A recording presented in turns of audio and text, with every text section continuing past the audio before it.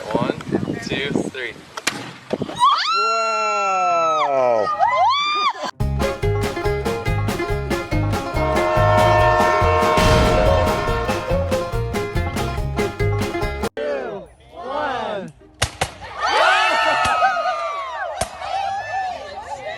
Wait! Boy, what?